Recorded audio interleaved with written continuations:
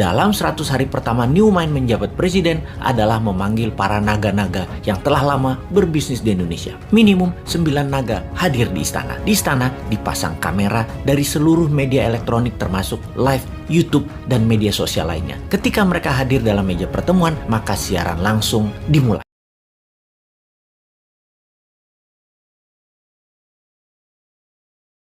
Kalau Bosman Mardigu jadi presiden, maka dalam 100 hari kerja pertamanya apa yang akan dilakukan? Dalam ilmu MMT, Modern Monetary Theory, maka ada yang namanya TINA, There is no alternative. Apa arti TINA sederhananya? Pemerintah akan membuat peraturan sehingga orang tidak punya pilihan kecuali mengikuti apa yang pemerintah arahkan. Misalnya, ada 5.500 triliun uang nasabah di bank di Indonesia. Katakan 50%-nya adalah uang yang didepositokan oleh nasabahnya. Uang itu memperoleh bunga deposito sekitar 5% setahun. Jadi, kalau ada seseorang punya uang 100 miliar rupiah pada depositonya, maka dia akan memperoleh bunga sekitar 5 miliar setahun. Lumayan, duduk-duduk nggak ngapa-ngapain menikmati hidup. Kalau punya 1 triliun bahkan, dapat 50 miliar per tahunnya, bunganya didapat olehnya. Maka dalam MMT, buat peraturan yang namanya TINA, yaitu tidak ada pilihan lain seperti bunga deposito sekarang 0%. Kalau bunga deposito 0%, maka deposan kepalanya pecah semuanya. Yang tadinya duduk-duduk enak dapat 5 miliar setahun, tahu-tahu dapatnya 0. Maka uang tersebut bakal ditariknya keluar. Maka pilihannya, kalau dia kirim ke luar negeri tanpa underlying transaction atau tidak ada transaksi, hanya pindahin uang, dia akan kena pasal flight capital, penjara 5 tahun. Keluar uang dari Indonesia harus ada masuknya atau transaksinya, misalnya beli alat produksi atau apapun yang bermanfaat. Kalau mau deposito di luar negeri, tukar mata uang asing, flight capital, penjara 5 tahun. Apa yang terjadi kalau TINA diterbitkan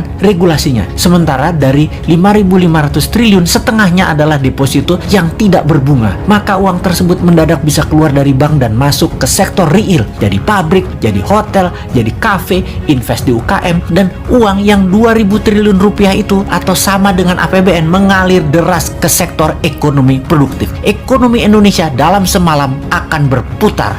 Saat ini, strategi berekonominya adalah membatasi gerak peredaran uang. Tidak heran, karena itu memang strateginya old mind. Fakta saat ini uang beredar hanya 48% dari GDP nasional. Kemudian, pertumbuhan pinjaman perbankan hampir tidak tumbuh. Padahal, salah satu indikasi untuk tumbuh ekonomi sebuah negara adalah pertumbuhan pinjaman perbankan di sektor industri di atas 10% per tahunnya dibanding tahun yang lalu. Strategi TINA adalah membanjiri pasar dengan uang segar baru, yaitu uang di bank deposito nasabah digelontorkan keluar ke sektor real. Itu strategi pertama yang sudah kita jelaskan. Ada strategi berikutnya untuk membanjiri uang ke Indonesia, yaitu dalam 100 hari pertama Newmind menjabat presiden adalah memanggil para naga-naga yang telah lama berbisnis di Indonesia. Minimum 9 naga hadir di istana. Di istana dipasang kamera dari seluruh media elektronik termasuk live, YouTube, dan media sosial lainnya. Ketika mereka hadir dalam meja pertemuan, maka siaran langsung dimulai. Presiden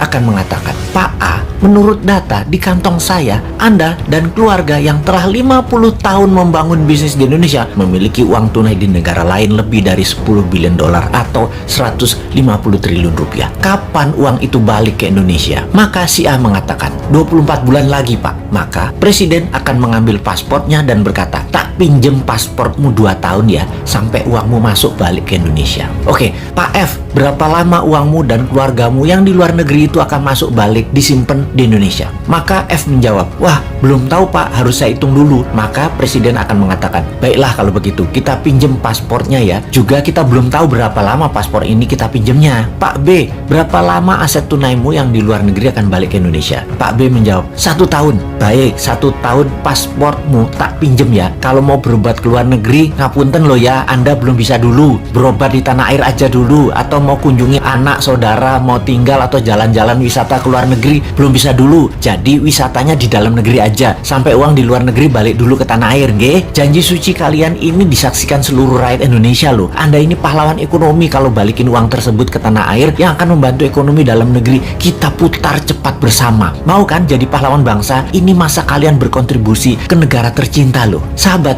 dari 11.000 triliun yang ada di kantong, pasti dengan strategi ini minimum separuhnya balik masuk ke Indonesia dalam setahun ke depan. Sulit sulit mereka para naga nggak keluar negeri karena berobat itu di masa tuanya. Mereka juga berpenyakit kok, nyaman dengan dokter luar negeri. Juga sulit mereka tidak mengunjungi dan melihat simpenan-simpenan tanda petik ya, simpenan mereka yang banyak itu. Syarat utama menjadi negara superpower selain kekuatan pemimpin dan timnya yang kelas dunia, maka kekuatan ekonomi negara harus menjadikan Indonesia negara yang sangat kaya. Bukan hanya tumbuh 7% setahun, itu dagang doang bisa. Harus lebih dari itu, harus menjadi sangat kaya. Negara kaya bisa didapat kalau strategi ekonomi bernegaranya menjalankan prinsip kaya, yaitu untung sebesar-besarnya dengan modal sekecil-kecilnya yang mengerjakannya mudah, bisnisnya unik, dicapai dalam waktu cepat, dan membuat tembok agar kompetitor tidak bisa masuk. Itu pasti kaya aja kalau menjalankan hal seperti itu. Jadi Indonesia harus memiliki produk unggulan yang memiliki competitive advantage atau absolute advantage seperti prinsip kaya cepat tadi. Maka tidak lain tidak bukan adalah Indonesia harus masuk ke food industry. Bukan hanya menanam padi, menanam jagung, wortel atau duren, namun masuk juga hingga industri olahan makanan jadi makanan ready to eat seperti snack dan seluruh makanan kemasan dan olahan namun higienis dan sehat. Kemudian membangun industri berbasis bahan baku alam mineral seperti mineral besi atau ferro sampai ke industri kapal laut, mobil, gedung, jalanan, jembatan sampai yang terkecil paku, jarum dan lain sebagainya. Ada ratusan industri hulu mineral, midstream sampai hilir yang akan tumbuh. Kunci bahan baku dan industri turunan utama seperti smelter dan refinery atau pemurnian metal semua harus di Indonesia. Termasuk Indonesia menguasai bursa tanah jarang atau rare earth dan bursa precious metal. Setelah pondasinya terbentuk, maka dalam detail prakteknya pakai dua strategi ekonomi yang terbukti bisa menumbuhkan ekonomi dengan cepat. Pertama,